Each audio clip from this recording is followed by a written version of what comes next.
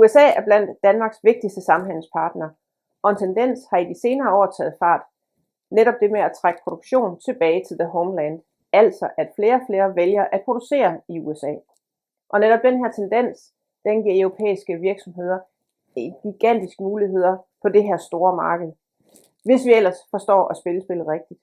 Og netop det med at spille spillet rigtigt, skabe de rigtige relationer og vælge den ideelle lokation for netop din virksomheds etablering i USA, ja, det kan være helt uoverskueligt for en dansk virksomhed.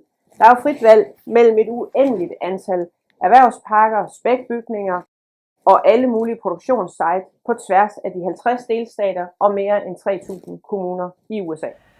Derfor har jeg håndplukket et antal kommuner i USA, og Andreas har under vores rejse til TBIC's årlige konference afviklet interviews med repræsentanter for disse lokationer, de såkaldte EDOs og øvrige samarbejdspartnere, der til dagligt arbejder med site selection.